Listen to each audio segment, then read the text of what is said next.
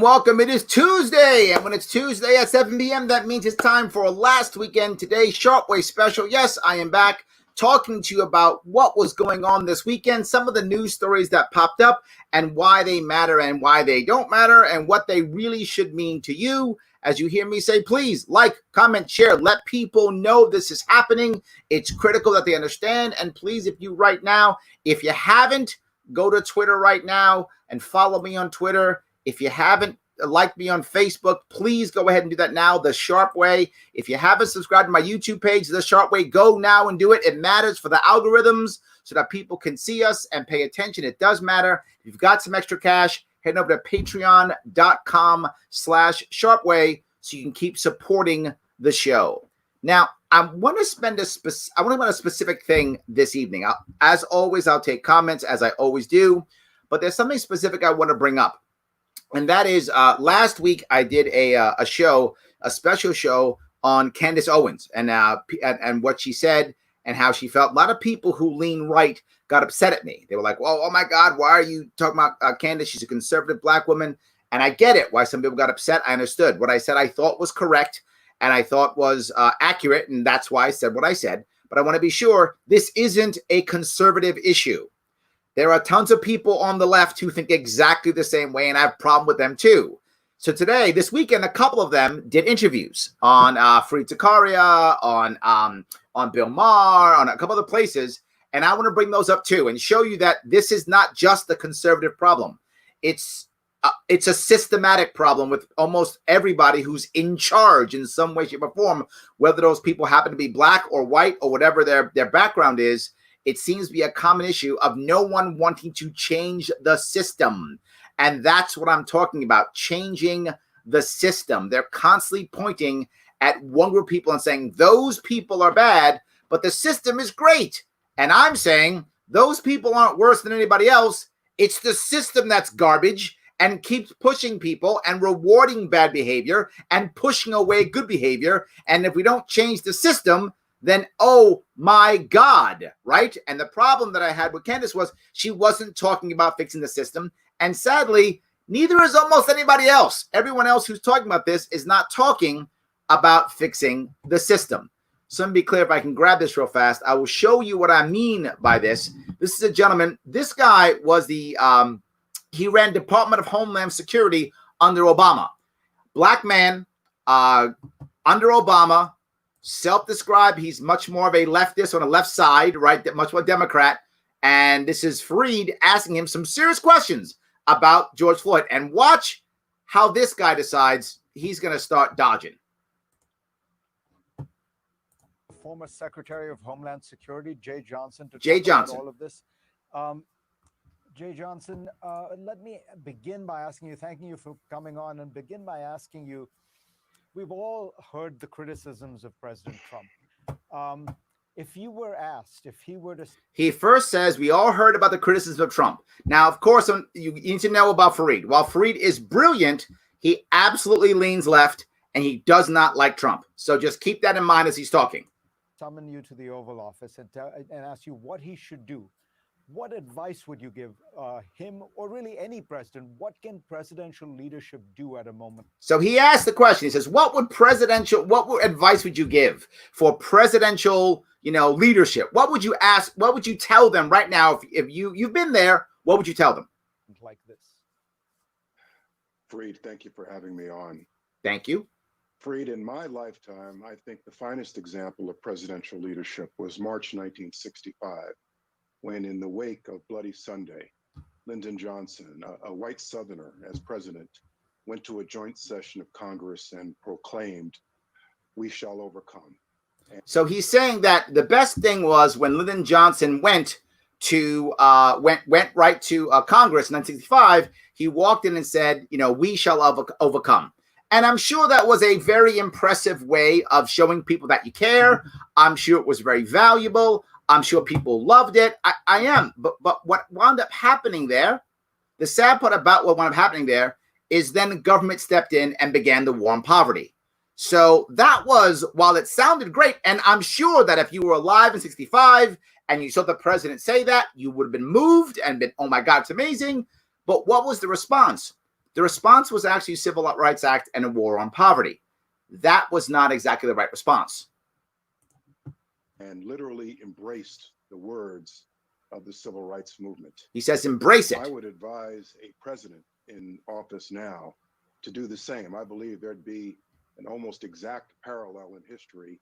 Yes, what he says is, I would advise the president now to do the same thing, right? Go there and embrace it. I guess he would want Trump to come in and say, like, I can't breathe, or insert thing here, right? He wanted them to embrace it. And he said there'd be a parallel in history, which is failure. Which is failure. What he is saying is, I hear all the time, you got to listen now and hear and listen, which I'm glad. I would love people to listen and hear. I think that's great. I'm in no way putting that down. What I am saying is that in itself is not enough. That happened in the 60s. A lot of people said, you know what? I get it. Oh, terrible. I'm with you. We shall overcome. And then what happened? War on poverty, war on drugs, the crushing of the black family. This is not a good outcome, even though it feels good. If our president went to the Oval Office, any other national podium, and embraced the grievance. Embrace the grievance. Across America, see and believe Black Lives Matter. And say Black Lives Matter. You and I can debate for another hour. This President Donald Trump is unwilling or unable to do that. But a starting point is that leadership in this circumstance is to acknowledge the grievance. Acknowledge the grievance. The validity of the grievance. There are more. So let me ask you a crazy question, Mr. Johnson. Did you decide to do that and make changes when you were in power, when you were with Obama for the 8 years Obama was there? Were you doing that then? Is that what did Obama immediately say that or do that? Not until Trayvon Martin, not until all of a sudden he was pressured. Then all of a sudden he cared. For more specific solutions to policing in America that I believe need to be addressed. He thinks there's some solutions. City, but it has to start with national leadership recognizing the grievance and encouraging. So he says there are things you want to change, right? He says there are things you want to change without question, but they have to start at the national level. Why? I have no idea why that's true, but somehow that's why. Okay. All other Americans to do so. Do you know, one of the things that I think people that fuels some of the frustration, there we go, is a sense that while this president has not, previous presidents have acknowledged these. Previous presidents have, of course, most prominently your president, in the sense that Barack Obama served Barack Obama, and I think people feel that at the level of Washington, at the level of national leadership, people seem to say, yes, there's a problem. But you had two black attorney generals, you had a black secretary of Homeland Security. Two black attorneys general, a black director of Homeland Security, and a black president in the last administration. Yourself, you had a black president. And somehow the day-to-day experience of an African-American when dealing with a cop, the day-to-day experience, a judge, a jailer. Jailer, cop. No change. Watch him dodge. Your question answers much of itself. He says your question answers much of itself. How? You just said that because you just threw a dodge out. Because you have no answer, like most people don't. You know, you were in with Obama, and I didn't see you changing things. I didn't see you advocating to change things. I didn't see you making adjustments. I didn't see it at all, right? And now he dodged the question because he has no answer. The same idea. The system is okay when I'm in charge of it. So now he's in charge, system's fine. But if he was on the street getting his ass whipped, system's no good. But now it's fine. In 2008, when Barack Obama was elected, we all believed that this was a moment in which we had made a major step forward. We thought it was awesome. A more perfect union. I agree. We did. We did. The reality, however, is that listen to this. No president in 8 years, or no Secretary of Homeland Security who was black in 3 years, or an AG in 8 years can eradicate from every police department across this nation those with a racist heart. Now listen to what he says. He literally just said this. He said, no president in 8 years or AG in 8 years or Department of Homeland Security Director in 3 years can eradicate in every police department, the racism from everybody's heart. Who asked for that? No one did. He just made that up. He literally just made that up. No one is saying you need to eradicate every single racist thought from every person in the world. Nobody said that. He brings that up to act like, what do you expect from me?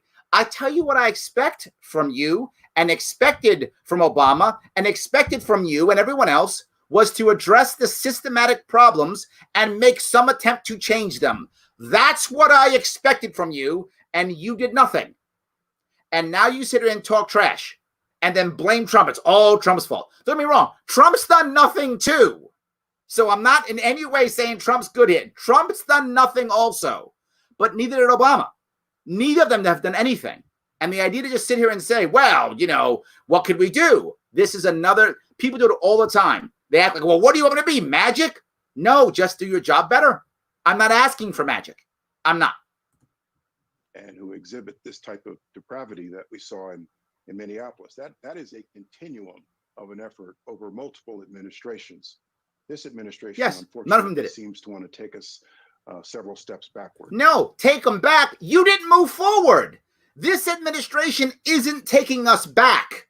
There's no back to go to because you didn't move us forward. See, for someone to be taking us back, you have to move us forward first. You and your administration, the Obama administration, did nothing. And now he does nothing. That's not bringing us back. That's just keeping the same thing. You talked about the 1965. That's what you talked about. 1965. And Fareed openly says, yeah, not much has changed in many ways. It's better, but there's a lot of problems still. And in the Obama administration, the average black man dealing with the court system, the justice system. No, Fareed was savvy. Fareed didn't just say cops. He also said judges, the system, the courts, the whole thing. Because Fareed gets, this is a system problem, not an individual problem, right? Not just the individual guy. But Johnson can't accept that because he was part of that system. So he can't accept that the system is bad. So what does he do? Everybody's racist. It's the racist cops. That's the issue. If we just didn't have racist people in our police force, then it will all be better. The system itself, in his view, is perfect. That's a problem. Same issue. No answer. And this guy's on the left. Sorry. Do you, when you look at this issue, you headed the agency that has the largest number of federal law enforcement officers. He said, you headed the agency that has the most amount of law enforcement officers in the federal government. This guy. So he could have done all kind of stuff right now. He could have. Would you accept the argument or the criticism? Accept the criticism. Law enforcement in America has a systemic racism or systemic. So now Fareed wants this guy to say the right thing. He asked him a couple questions. He dodged. So Fareed's like, okay, let me give you something, right? Let me throw something. He goes, would you accept the argument that there's a systemic problem here, right? That we have an issue in the system itself. Would you accept that argument? After he says, you ran the biggest part of the federal law enforcement agency. Here we go. Within it. What will he answer? Fareed, I think it depends upon how you define the question, how you define the term. How you define the question, how you define the term. Depends upon what is. Yeah. How do you define the term? Systemic problem. That's the term. That's not crazy. That's pretty obvious, but watch him dodge this one with another thing like, I can't do everything. Here we go. Defined broadly enough, one could say that there is systemic racism across every institution in America, depending upon how you define the term. You could say there's systemic in everything. This is no different than when someone says Black Lives Matter, someone goes, well, all lives matter. He just did all lives matter. He just did that. No difference. No difference when Candace says, well, if cops are bad, doctors kill people too. No difference. This guy's the same. It's not Democrat or Republican. It's those who love the state and those who love the system and those who say government is always right versus the rest of us. And sometimes people on the left and sometimes they're on the right, but they're always wrong. Every single time they're wrong. And this guy's a perfect example of this. This guy goes, well, it could be anything, so let it just go. Watch him keep going down this road. He'll double down. He won't stop. The way I look at the problem. Not so much a matter of training. It's not training. But the type of people we are recruiting. It's the type of people we recruit. Enforcement. There is no level of training. No level of training. Could remove from the heart of this police officer who snuffed out George Floyd's life. The level. There's no level of training that could remove the level of racism that's in this cop's heart. That's what it is. The problem is, in his view, is we just keep hiring these racist cops. If it wasn't for that, there'd be no brutality, there'd be no aggression, militarization would go away. Everything would be awesome if we just would stop hiring racist cops. That's what he's saying. Again, no answer. Won't break the system. Terrible. This is terrible. I can't change everything. No responsibility whatsoever. This guy was in charge, made no changes. Why? Because he was in charge. See, there's the problem. Once you make it, well, then the system's fine, isn't it? If you got through, why can't the rest of these people get through? Of depravity and perhaps, I'm almost certain, a racist attitude. Depravity. That we saw on the streets in Minneapolis. And so I think we need to take a hard look at whether we are recruiting people who it's recruitment want to protect and serve.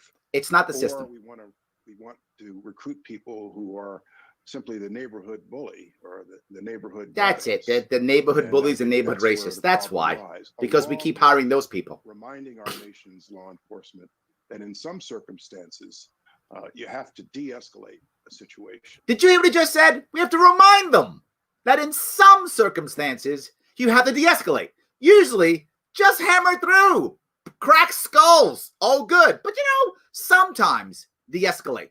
This is the guy who ran Homeland Security. By the way, a black man, in case you hadn't noticed or you're just listening, and you can't see this, you're just listening, a black man who literally just said, sometimes, de-escalate.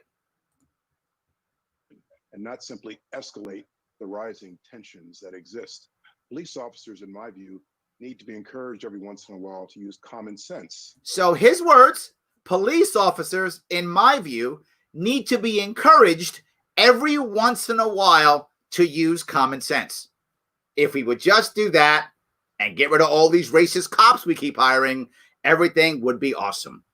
Wow. Tone deaf, silly, an ideologue like there's no tomorrow. This is the problem. You can't just say, what we should do? Vote Trump out and put Democrats in. We get the same thing, guys. We get the same thing. People who worship the system will simply keep the system. People who got ahead in the system think the system's fine. I got ahead. The system was terrible until I got promoted. Now it's a great system. And remind themselves, okay, I have a chokehold on this individual. I've got a chokehold. But what brought me to this moment was a counterfeit $20 bill. What exactly am I doing here? So look, this again. He says, I've got this guy in a chokehold. That's not a problem in his view at all. He's just saying that. What brought me here? Well, the guy had a $20 bill. Not worthy of death. But what if he had punched somebody? Maybe I should kill him. That's what this guy's saying. Is it really worth it? And I used to say this all the time to officers in ICE, in enforcement and removal operations. ICE. That one incident has the ability to undermine your entire mission in a community in which you operate. So he said ICE, because of course he runs ICE or ran ICE. ICE, which goes in and removes enforcement and removal. Right? It's just, ripping people apart. No worries. He's good with that. He goes, one mistake and it ruins our entire plan of devastating immigrant communities. And we've got to be able to devastate immigrant communities. We just can't look bad doing it. Right? So it's totally fine to destroy immigrant communities. Just do it, with some common sense. And every once in a while think, should I choke this person to death or not? Maybe. That's what this guy's saying. Again, Democrat, Obama administration. It doesn't matter. You can't just swap Republicans for Democrats. You get the same thing. Sometimes they speak nicer, but you get the same thing. Let me ask you, Jay, how do you think about this personally? He's trying so bad because Fried wants him to be good. A quote from your grandfather, who's a very distinguished black sociologist who became the president of Fisk University. This guy's grandfather was the president of a historically black college. Powerful, great family. And in it, he says, he's writing in 56 when he was still under Jim Crow in the South. Yep. It's expected that Negro Southerners, as a result of our limited status in the racial system, would be bitter or hostile.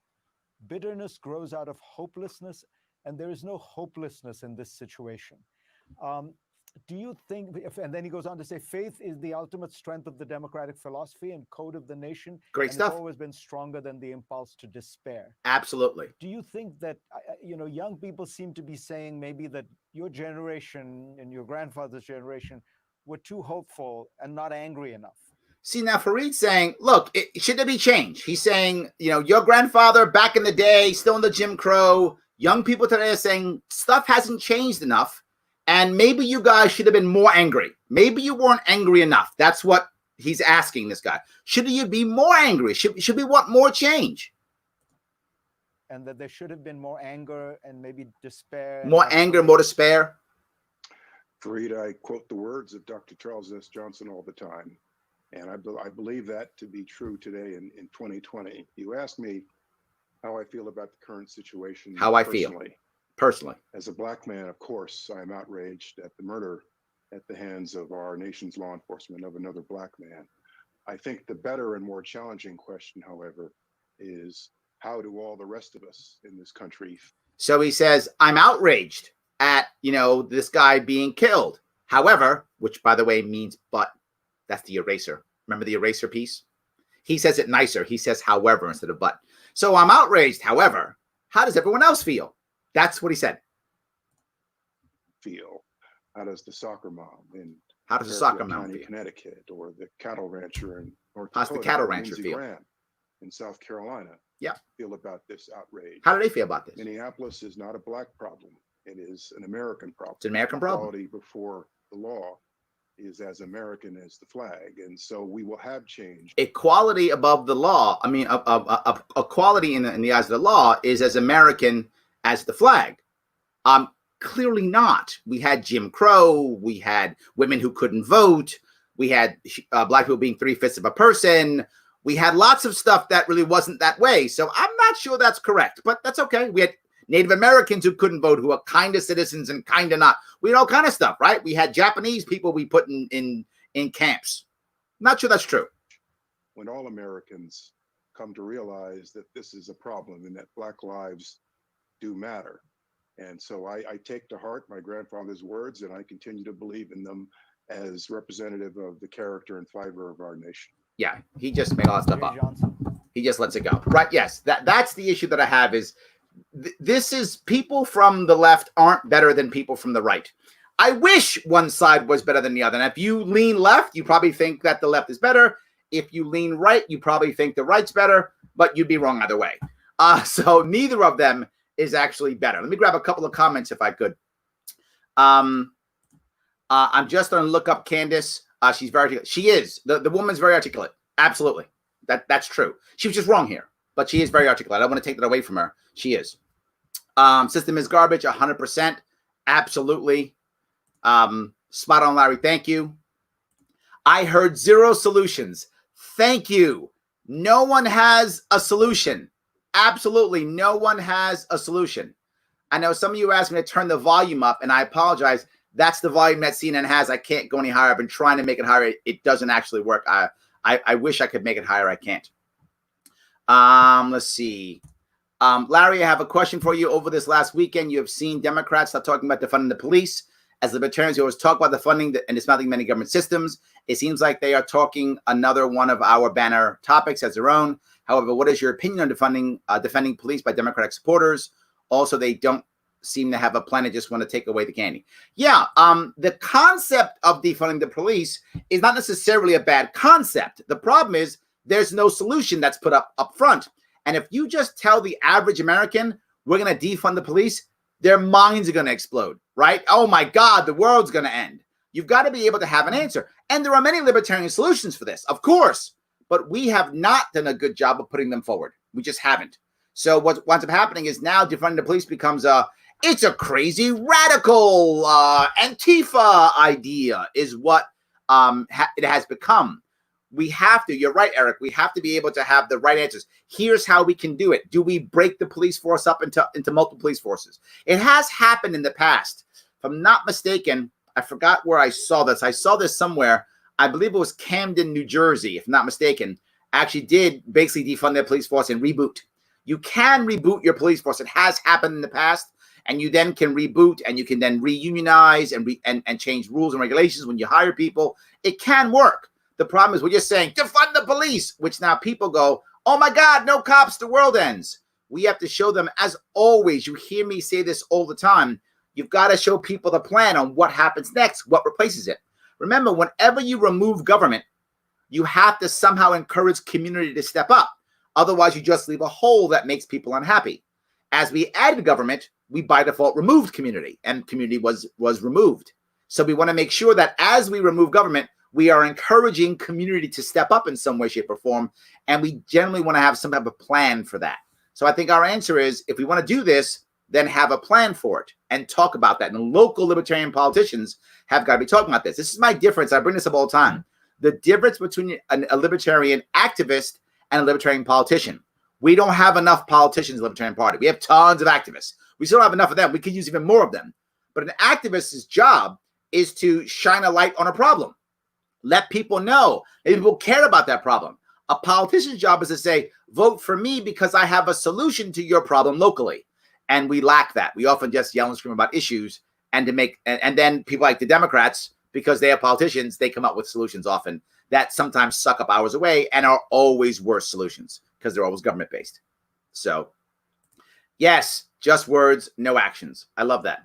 All in a family. Yes. And Thomas is a great point.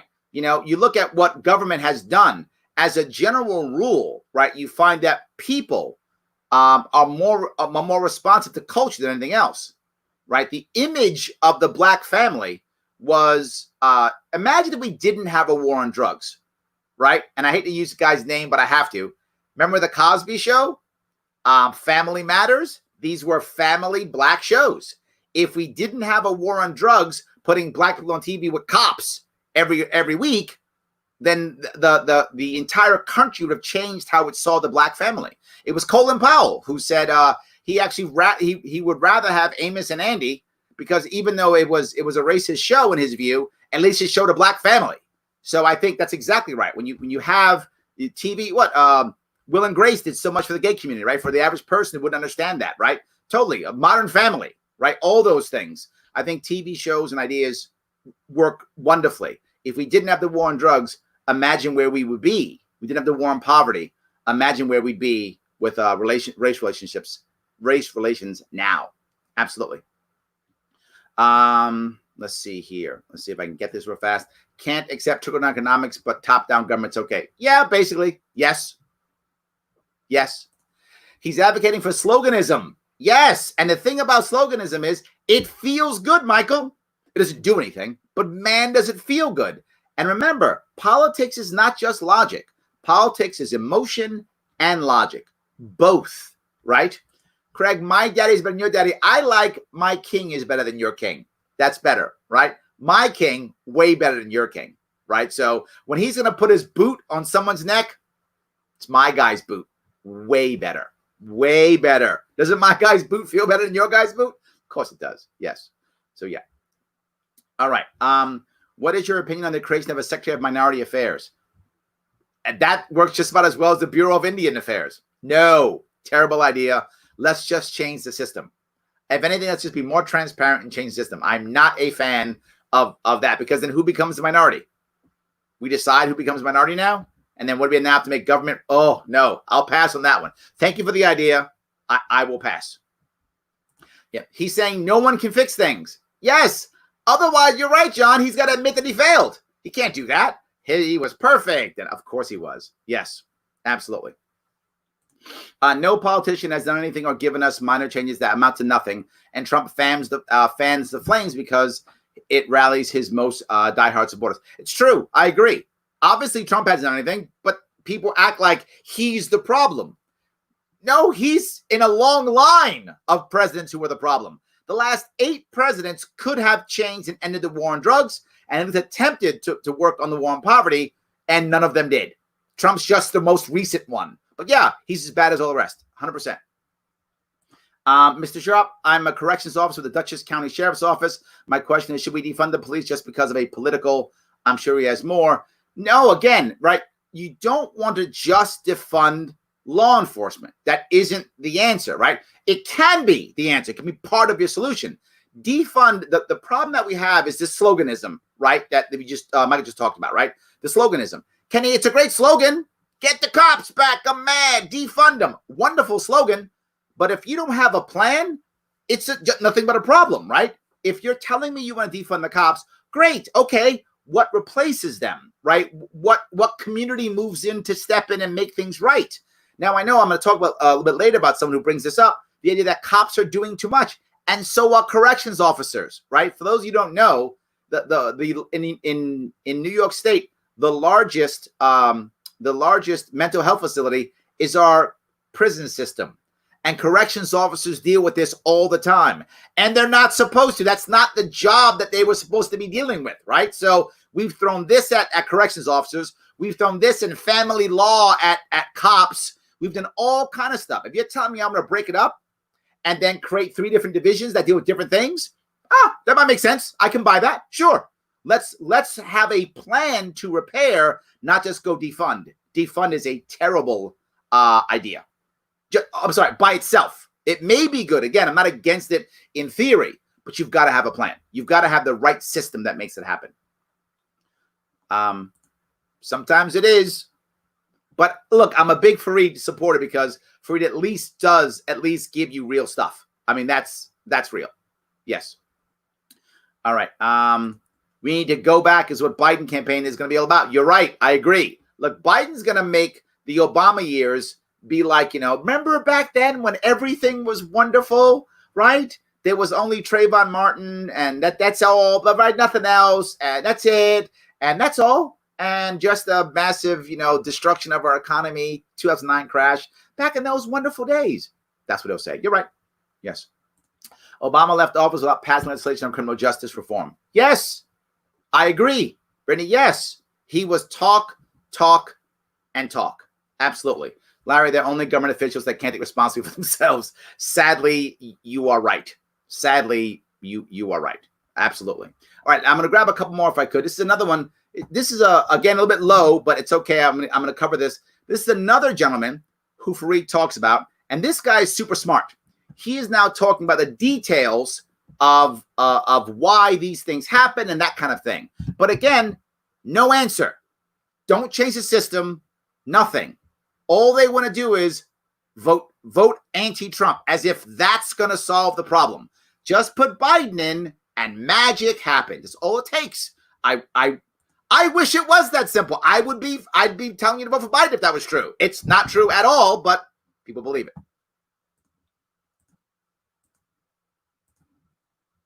He said that at the time, 70% of the coronavirus deaths. Now we're talking about coronavirus deaths, right? How there are so many more in the Black community and all the issues that have been happening in the Black community as far as corona deaths throughout all the cities and such, right? Of all COVID population. That means now this gentleman steps in. So explain simply, and he says, "Why does this happen? That is producing this disproportionate death rate. What's happening here? African Americans." Thank you. A great question, and it's good to be here with you today.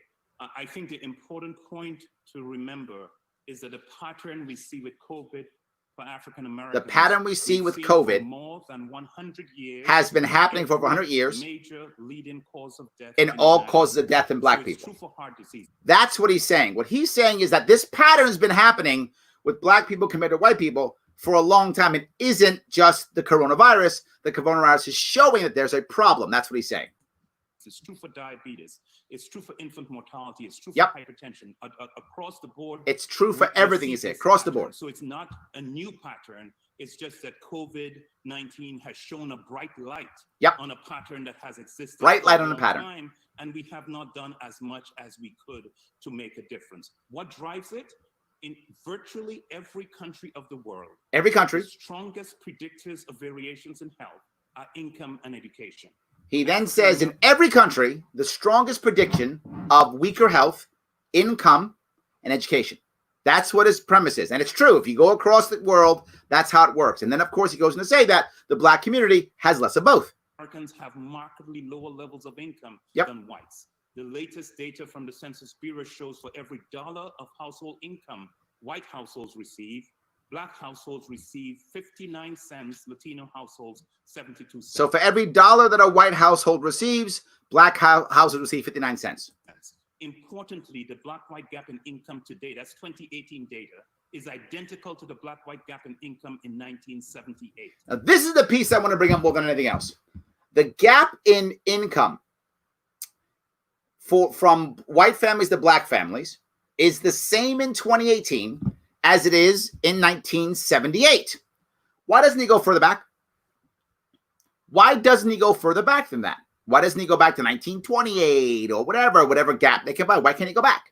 Because there was no data? There was. Because it was getting better until then. What was happening in 1978? Yeah. The impact of the war on poverty and the impact of the war on drugs. Yeah. That was beginning to happen in 78. Yes, it was. Right after Nixon went all out. Was it 72? Did he go all out in the war on drugs? Right? That's when he went all out. I think it was 72, right? He went all out in the war on drugs. The law and order president. I'm going to take care of this. Absolutely. That's what happened. But watch what he says. You heard me correct. I didn't misspeak. I said 1978, the peak year of the gains from the civil rights policies and the anti-poverty policies of the 60s and 70s. What he said was the peak year of the gains of the civil rights movement and of the war on poverty movement. That's what he just said. He's actually saying that things got better because of those two things. And then all of a sudden it got bad. Why? He has no answer. He has no answer. Because in reality, the war on poverty just started to slam, and the war on drugs that started to slam the black family. That's the reality. That's the reality. And then the gap changed and shifted. And then in the 90s, the peak of the 80s, 90s, the peak of the war on drugs, all of a sudden, late 90s, the war on drugs starts hitting the white family now. And after the crash 2008, it's just devastating the white family too. Yeah, of course nothing changes. Of course it doesn't. Only difference you see is after 2008, you see a massive increase in the death of white males over 30, heavily based upon the war on drugs. Not 100%, but heavily based upon that with combination of the 2008 crash. Absolutely. That's what you begin to see. But he doesn't bring it up at all. A Democrat, he has no answer. Most of my students think we have made a lot more progress. A lot more progress. They believe that. Gaps in the United States. And why do his not look? Most of my students think that we've made a lot more progress. We've done well. Why? He teaches at Harvard. He teaches at Harvard. If you make it to Harvard, clearly you think the system's okay. You made it to Harvard. Of course they think things are great. I'm sitting here in Harvard. Life is good. The system is amazing. What are these people worried about? Can't they all go to Harvard? Of course your students think that. I can't believe you even said that. They understate the extent of racial differences in economic circumstances. Yep. Because income captures our wages, the flow of resources into the house. Now, I don't have to go any further on this, but you get what I'm saying here. What this guy talks about the entire time is there's all these gaps. He's basically reporting the news that most of us already know, but he's saying it from a Harvard level, and he's so super smart. Awesome guy. I'm glad you're smart. Are you going to bring up the war on drugs at all, the war on poverty? Yeah, in a positive light, the war on poverty, as if that helps. And then you won't bring up the war on drugs at all. He will go down the list and not make a change at all. This guy's supposed to be smart. He's a Harvard professor, and he has no answer. The guy who ran the Department of Homeland Security, No answer. System's fine. The guy who's running Harvard, no answer. System's fine. The system is the problem. It has been the problem since the 60s, and it still is the problem today. And that's why nothing's changing. And of course, students from Harvard think, oh, system's great.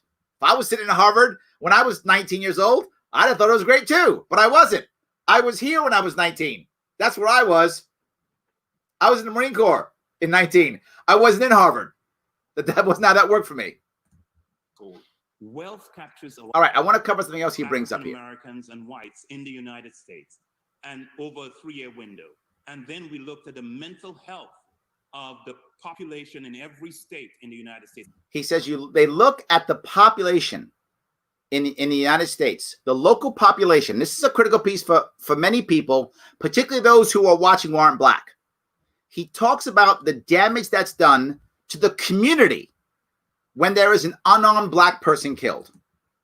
And we linked these two databases together, and we were able to document statistically that every police killing of an unarmed African-American, every police killing of an unarmed African-American led to worse mental health, not just for the family and friends, which would be understandable, led to worse mental health. Entire black population in the state in which it occurred for the next 3 months. So it literally, and this is important to understand, it led, statistically, they could find this database, the data that shows this, worse mental health for 3 months for the entire black community in that state when one black person, innocent, was killed. This didn't happen when it looked like to the community that it was more deserved, meaning the guy was shooting back or something like that. Unarmed person killed by the police. That's literally the effect of lynching. It's what I talked about earlier. The idea of a police officer killing an unarmed black person, specifically choking them to death publicly, is the equivalent in the black person's eyes as lynching, and it affects the entire community as it was designed to do. It works exactly as it was designed to do. And that's why it affects the black community so much. It's why this happens. And I just want people to understand that. It's not just, well, they shot a black guy, which is what many people say. Well, they only shot nine unarmed people. Great. How many did they actually kill, though? Not just shooting. How many did they choke to death? How many did they beat to death? Choking and beating black males to death publicly devastates the black community for 3 months, statistically. That's what I wanted to bring up. But the saddest part about this is he has no answer. No answer. I do. Let's end the war on drugs. Let's end the system that makes this the norm. We can do that. Sadly, he doesn't want to. And that is something that I'm really, really upset about. So let me just keep going if I could. All Obama people will come out and tell how great we were at 8. That's true. Yes, absolutely. That's 100% true. Yes. Let's see here. Let's see if I can keep going here. I am in total agreement with George Floyd. I live not far from where Trayvon was killed. Zimmerman was found guilty by a jury of black and white. Zimmerman is an idiot in life, but a jury in several investigators found this to be self-defense. What do you think? I don't know where you're going with this one, John, tell you the truth. I don't know where you're going with this one. I think Zimmerman is another example of someone who just got trigger happy because the kid was black. I don't think it would have happened if Trayvon was white. I don't think so at all. I think it's what it was.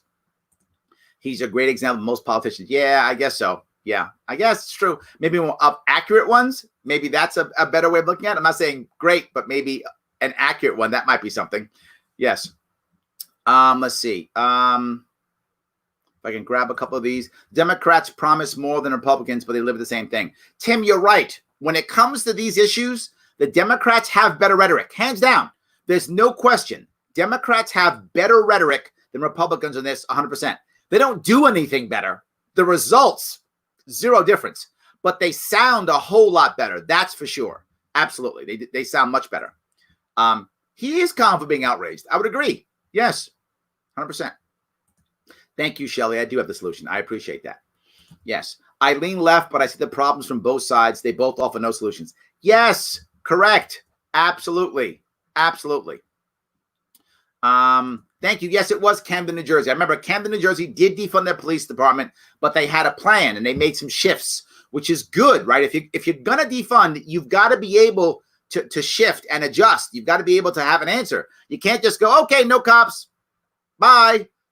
The American people would not be able to accept that. Our system couldn't accept that. The way we think couldn't accept that. You'd have to find a way of having an answer, whether that would be local patrols. Would that be hiring a private company? Would that be rehiring your police force again on a different name? Would that be breaking up your force into, say, domestic would be one, crime, violent crime be another, family law would be a separate. All of those could absolutely deal with that if they wanted to. What do Native Americans call the Bureau of Indian Affairs? I know this. Bossing Indians around, BIA. Yes, I do know that one. Judge Jim Gray taught me that one because he can't stand the Bureau of Indian Affairs. Yes. All right. Many people don't know they are being violated by law enforcement. They don't know the laws and the rules concerning probable cause and reasonable suspicion when it concerns placement and time. Oh, yes. Many of them don't. I agree. The problem is you have a fear level, right? When as a youngster, my father always taught me, things to do if you're in front of a police officer. You can't do what you think you want to do sometimes when you're afraid. You just don't think. You don't think clearly when you are afraid. You just don't think clearly. Absolutely. Why are we catering an idea flaunted by communists? Are you talking about the defund the police thing? I don't know. Again, do you have a plan or not? I'm not pretending a system. If that's the right system for you locally, and in Camden, New Jersey, that was the right system, I don't have a problem with a local group of people deciding to police themselves how they choose to police themselves. I don't think that's communist at all. You should be able to police yourself as you feel appropriate. I don't have a problem with that. Let's see. Will you campaign with Jo Jorgensen if she comes to New York? Of course I will. I hope she will. I don't know if she will. So, all right. I think I grabbed a bunch of that. Alabama didn't allow interracial marriage in 2000. Well, there we go. See, I guess that's good. I don't know. Is it? I can't tell. At least it's good now, right? There's something. All right. Larry, do you think it was the war on drugs or the Great Society that hurt the Black community more? Specifically, the Black community was the war on drugs, but I think the Great Society is what set that up for that to be okay. Just like, the curfew.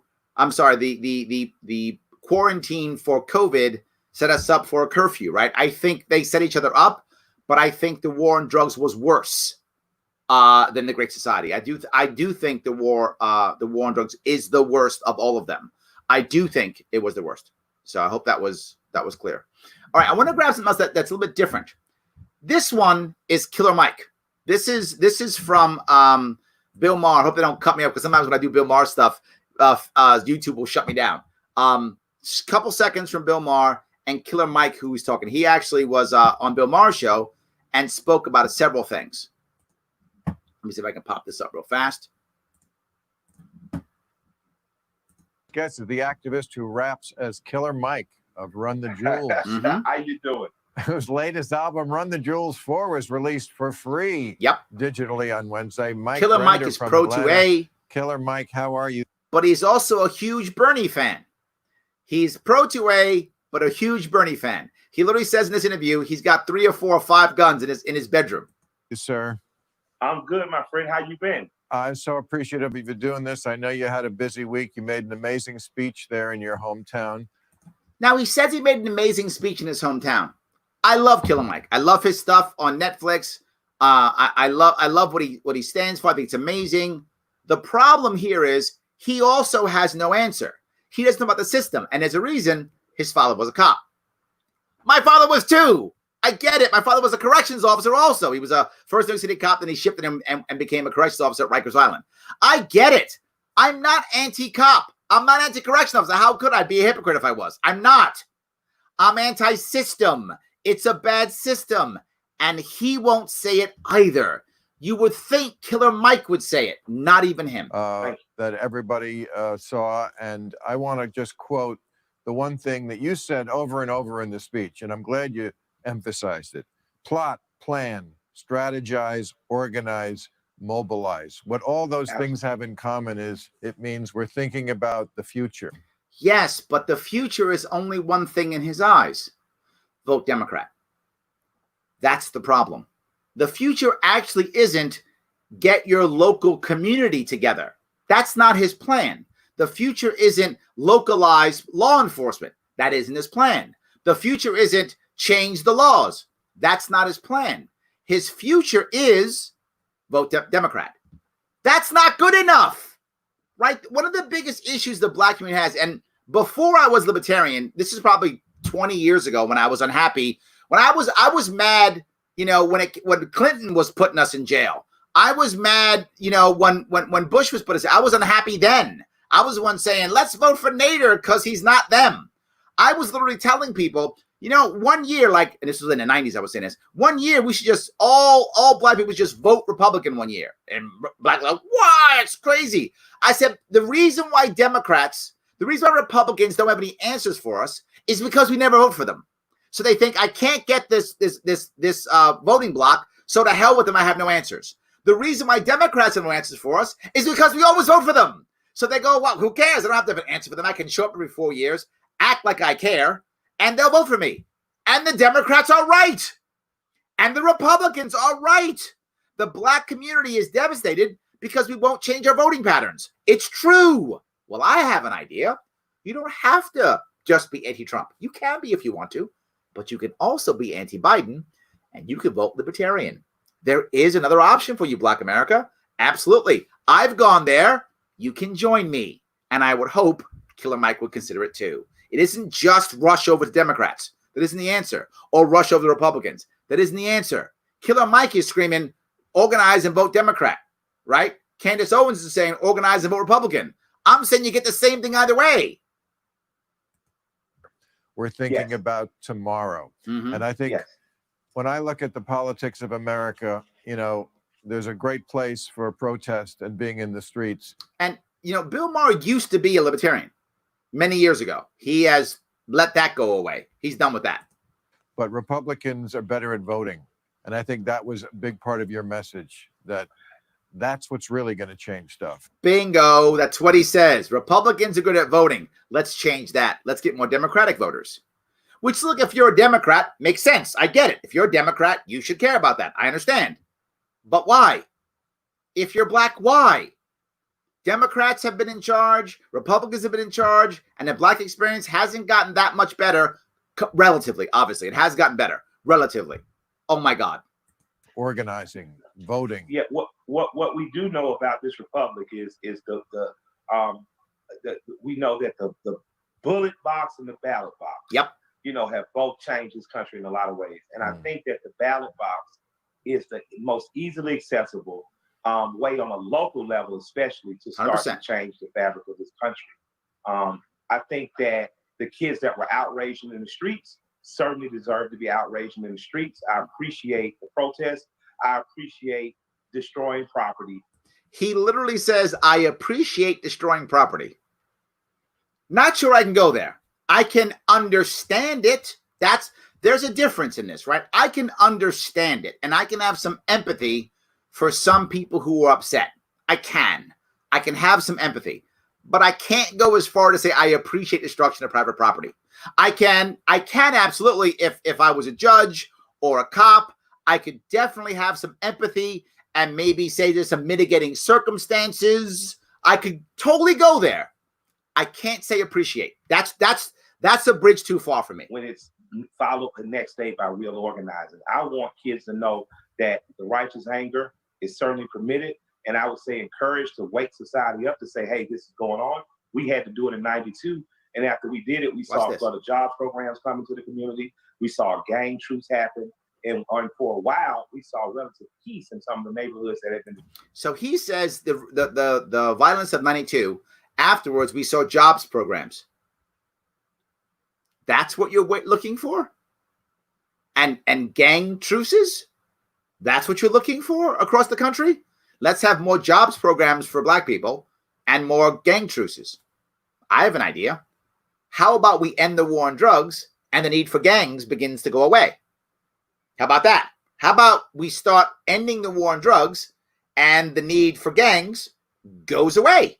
How about that? How about that? Right? How about there were jobs programs? We're about ending licensing so that poor brown and black communities can begin to grow their own small businesses. That will be better than jobs programs. I would like that better. We could actually change the system. Yeah, we had jobs programs in the 90s, and we still have people being choked out by the cops in the 2000s and 2020s. Yeah, that's not a win, Killer Mike. That's not a win. I get it. Not a win. Constructive. And I think that coming out of this riot season, I think we're going to be looking at more organizers. And in terms of voting, the New Georgia Project is going on right now. They're registering people to vote as far south as Vidalia, Georgia, in the onion farms, to right here in some of the toughest I neighborhoods. love the idea of getting people to vote, people on the but it's local, all regional, only for state Democrats. level to make sure they're supporting things like the New Georgia Project. So you're saying you are supportive of some destruction of property? I know you're the son of a policeman yourself. See, even Bill Maher is like, you're saying you support that? Look, again, all I'm saying is, even if it was my property, would I want someone to trash my property? No. But if it was a young black kid who's mad and upset, I wouldn't want to throw the book at him. I'm not saying he's innocent. I'm just saying I would have some empathy, and I'd be like, all right, look, let me get my insurance paid for this. Let's deal with this. I don't got to ruin your life over this one. If he's just some jerk who's trying to break my window, put him away. But if it's the case, even me, I'd have some empathy. I'm not saying he's innocent. I'm just saying I can say there's mitigating circumstances. There's a difference between murder 1, murder 2, and murder 3. There's a difference between all of those things. Absolutely. Yes. And that doesn't mean I want you to go out and burn down everything tomorrow. What that means is property destroyed is insured. One of my businesses has a bullet hole through the window. I have insurance. That window will be replaced. You're also wealthy.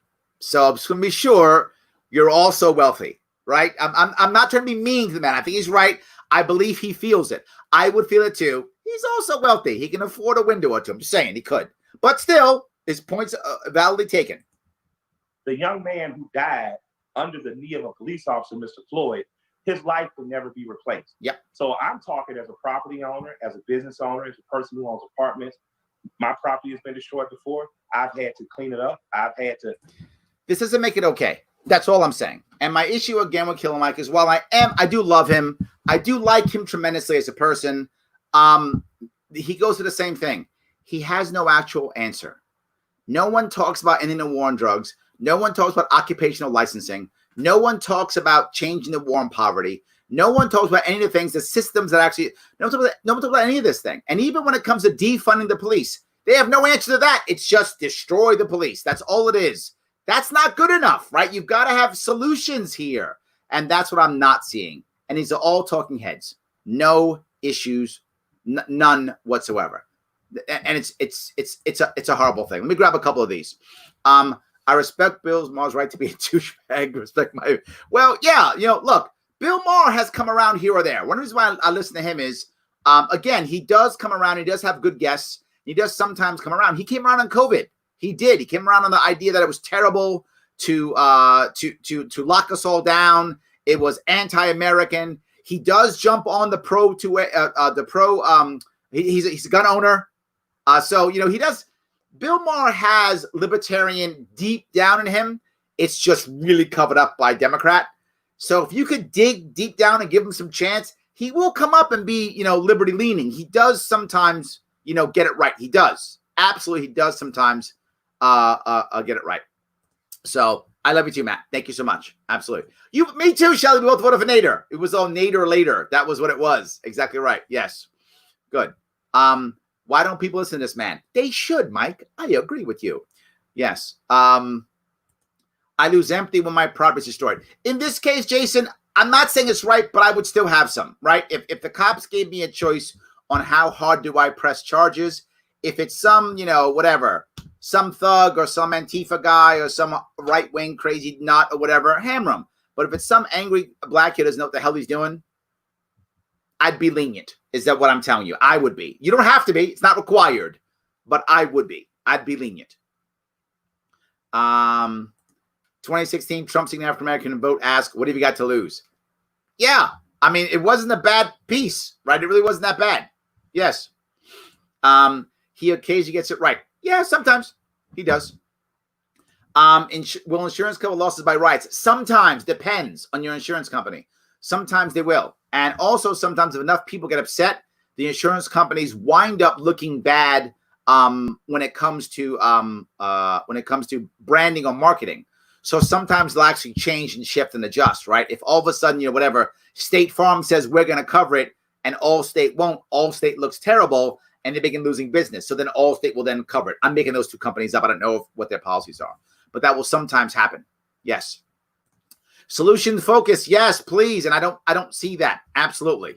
And in the war on drugs, immediately open up resources to investigate murders, rapes, robberies. Yes. Yes, absolutely. Bill Maher is a left libertarian.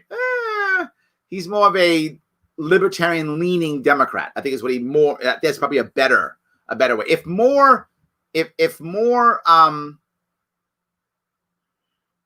more Democrats were like Bill Maher, we'd have better Democrats because he does lean libertarian, but he's still a Democrat. So I guess that's all you can really ask, right? So, all right. Let me, if I could, grab the one person who actually talked about this, which I was surprised that he actually brought it up at all. He actually brought it up. So let me get, and that guy is, believe it or not, John Oliver. I wouldn't think John Oliver tends to be just hate Trump. Whatever Trump does is bad.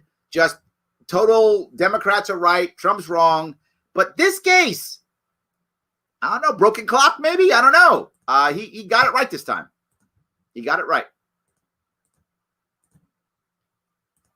And look, things did not improve from the 60s onwards. did not. Nixon pledged fealty to law and order and started the war on drugs, Yep. which Reagan later turbocharged. Yep. And by the time we got to the 90s, a school of thought called broken windows or zero tolerance policing had Yep. started to take root, which held that if minor crimes are left unattended, it will lead to more serious crimes. Therefore, police had better crack down on those minor offenses. Yep. That fueled the saturation of police in low-income communities. Yes, that fuels the saturation of police in low-income communities of color. And when people say all the time, you hear people on the right say this, they say, well, if you have less interactions with police, then you wouldn't be in trouble. Well, when you fill the communities of color with cops, you're going to have more interaction with cops, aren't you? Kind of clear. Of color and gave way to policies like stop and frisk, Yep. which essentially allow police officers to search people at random.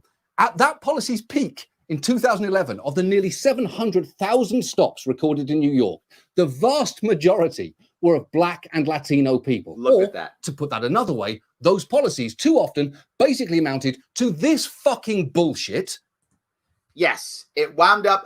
What wound up happening is it actually just allowed cops to have a reason to harass young men of color. That's what wound up happening.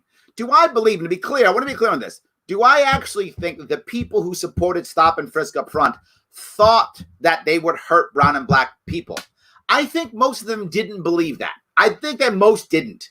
I think some did and just didn't care, but I think most didn't. But oh my God, once it was happening, did you even stop? Bloomberg was for it for years. He defended it up until he was running for president. He defended it until, oh, I'm running for president now? Oh, that thing? Just kidding. I really hated it, even though I supported it for a decade. But you know what? I really hated it. No, terrible idea. This is what we're talking about. And only he's talking about it. This comes from the war on drugs. This comes from doubling down on attacking, making this stuff all illegal. Just under a different name.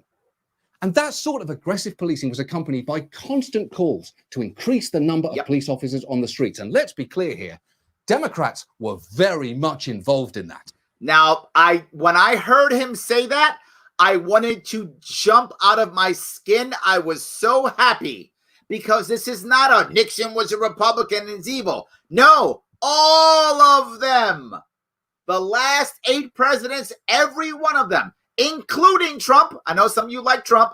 He's just as guilty as all the rest of them, right? He brought up Nixon and he brought up Reagan. But who does he bring up next? I got to give you, he got it right this time. From big city mayors all the way on up to this guy. An initiative to put Yep. 100,000 more police officers on the street. He is the reason why I went to Perot. This guy is the reason why I went to Perot. I was like, no one, I'm going to Perot now. That's it. This is the reason why I went to pro. This guy right here. More prisons, more prevention, 100,000 more police. 100,000 new police in communities of all sizes. We need to finish the job of putting 100,000 more police on. He preached this for years. He preached this for years. Democrats, Republicans, war on drugs, stop and frisk, more cops, mandatory minimums. It was devastating the Black community for decades. And what do I get people say? Well, why don't they just be upstanding citizens? This is why. This is the reason. I guess if you go to Harvard, you don't have to worry about it. On our streets. Last fall, Congress supported my plan to hire, in addition to the 100,000 community police we've already funded, 50,000 more concentrated in high crime neighborhoods. Where are those high crime neighborhoods? Could it be where the war on drugs is being? Yes, it could be. Oh my God. If Black people would just stop having interactions with cops, how can you when the Democratic president is throwing 150,000 cops at you? Literally, 150,000 cops are being thrown at Black and brown communities. How can you not be dealt with by cops? It's impossible. Yeah, thanks very much for that, Congress. 100,000 police officers isn't cool. You know what's cool? Massively expanding a broken institution to score cheap political points. And if you can do that while playing the saxophone, well, that just gets even cooler.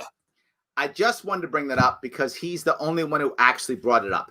No one else this weekend actually brought up the biggest problem of our issues with race, the biggest problems of our issues when it comes to police brutality, the biggest issues. They all started with the idea of how do we police the war on drugs. That's the reason. You throw all this into poor brown and Black communities. What did you think was going to happen? Now throw on top of that civil asset forfeiture, because that's expensive. That 150,000 cops that Bill Clinton gave everybody, that wasn't forever. That was short-term funding from the federal government. Then that funding went away. So how do you support those 100,000 cops? Civil asset forfeiture. You've got to go in and take it from your local population. Well, who have you been hunting in the past 10 years? Brown and Black people. So you keep hunting there and you take all their stuff again and again and again. And what happens? You think like predator and prey. That's how you start thinking. That's what winds up happening. That's why we have all these problems. It drives me crazy. I just wanted to bring this up. I wanted to cover it. I wasn't just beating up on the right when I talked about Candace Owens. I wasn't. I was beating up on her specifically because of what she said, but the left is no better. You can't have just the left and the right as our only options and try to fix the rifts in our country. Think about this. Late November this year, either Trump is president or he's not. One of the two. Oh, I'm sorry. Trump will have won the presidency or not. He'll be president no matter what. But he doesn't leave until January if he loses the election. So no matter what, he's the president. But he will have won or he will have lost. If he had lost, if he loses, think about how angry the right will be. If he wins, think of how angry the left will be. Either way, we have a country that's torn apart. Who's going to fix it? Biden, who just yells that Trump's going to beat him up? Trump, who yells the left going to beat him up? No. Only the Libertarian Party can, only the Libertarian movement can actually make things right. If you're thinking, well, Black people should vote Republican. Nope. They get the same thing. Well, Black people should vote Democrat. Nope. They get the same thing. Black people should vote Libertarian. In fact, so should Hispanics and Asians and white and any other way you want to self-identify. Doesn't matter. Whatever you want, the answer is vote Libertarian, join our movement. That's really the answer. And I hope you guys actually get that. Again, please like, comment, and share. I really appreciate everything you guys are doing. Join me on Twitter, as I always tell you. Join me on Facebook. Go do that now. Subscribe. If you like what I'm giving you and you want to keep getting it, then support me if you've got some cash. Patreon.com/Sharpe Way. Throw me 10, 20, 28, 30. If you're filthy rich, throw me 100, 200, 300, 400 bucks a month if you're that wealthy. Let me grab a couple of questions if I can. We need a peacemaker. Yes, we do. I completely agree. And it isn't the left or the right. It just isn't. 100%. It just isn't. Thank you for right on. By the way, Biden and Hang 'em High Harris want us to forget the law and order pass. Of course they do. I absolutely agree. I absolutely agree. They're not going to be any better whatsoever. They're not. So I'm younger than Larry, though. I'm not sure that's true, but I probably, I'm old, I guess. Yes. Obama split his country worse than any white man. I'm not sure that's true, but I think without question, the biggest thing actually popped up the issue during the Obama years. Obama is the one. The split began during Vietnam. That is when our country began to just crack open, the split between left and right. Vietnam era. That's when that began to happen. It was solidified the second term of Obama, because prior, in the first term of Obama wasn't that way. The first term he was like, there's not two Americas, there's one America. Bush before him was, I'm a uniter, not a divider, right? Everyone before that at least talked, at least the rhetoric was uniting. Second term of Obama, he was like, nope, only Democrats. And then Trump said, hold my beer. He tripled down and said, it's all about just Republicans. So I think you're right. The second term of Obama is when that really became solid. And then Trump just tripled down on it. That's really what happened in that regard. But it began during the Vietnam era is when it actually began. All right, guys, I appreciate all you're talking about. I appreciate all the comments. Thank you so much for this evening. I will see you guys all tomorrow.